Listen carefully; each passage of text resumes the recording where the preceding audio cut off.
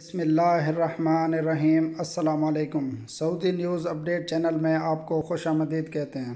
سعودی وزارت داخلہ نے جدہ کے 7 علاقوں میں کرونا وائرس سے بچاؤ کے لیے 24 گھنٹے کا کرفیو نافذ کر دیا ہے۔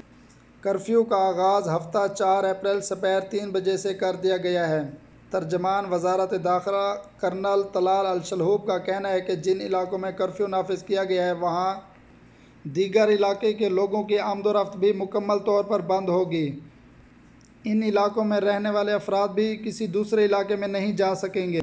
ضروریات زندگی کے لیے ان علاقوں میں رہنے والوں کو صبح 6 سے سپہر 3 بجے تک کے لیے اجازت ہوگی۔ وہ بھی انتہائی ضروری حالت کے لیے قریبی دکان یا میڈیکل اسٹور تک جا سکیں گے۔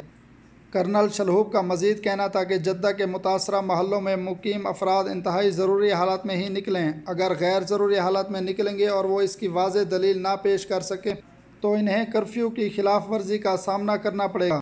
سعودی خبر رساں ایجنسی ایس پی اے کے مطابق جدہ کے جن علاقوں میں 24 گھنٹے کا کرفیو نافذ کیا گیا ہے ان میں جنوبی جدہ کا کلو 14 کا شمالی علاقہ، مہاجر، غلیل، القریات، کلو 13 اور بیترومین کے علاقے شامل ہیں۔ یہاں رہنے والے لوگ کسی دوسرے علاقوں میں نہ جا سکیں گے اور نہ دوسرے علاقوں کے لوگ مذکورہ محلوں میں آ سکیں گے۔ کرفیو سے وہ تمام شعبہ جات کے اہلکار مستثنیٰ ہوں گے جن کے بارے میں اپنی گزشتہ ویڈیو میں بتا چکا ہوں۔ سیکیورٹی اہلکار، میڈیا کے لوگ، ہسپتال کا عملہ، ان کو کرفیو زدہ علاقوں میں جانے کی اجازت ہے۔ وزارت صحت نے حرم مکی شریف کے ایک منصوبے پر کام کرنے والی بڑی کمپنی کے تمام ملازمین کو گھروں تک محدود رکھنے کی ہدایت جاری کی ہے۔ ذرائع نے کہا ہے کہ وزارت کی تفتیشی ٹیم نے حرم کے ایک منصوبے پر کام کرنے والی بڑی کمپنی کے لیبر کیمپ کا دورہ کیا تو معلوم ہوا کہ وہاں 8,000 ملازمین ایک ساتھ رہتے ہیں۔ ذرائع نے کہا ہے کہ تمام ملازمین کا شعبے کی بنیاد پر کورونا ٹیسٹ لیا گیا ہے۔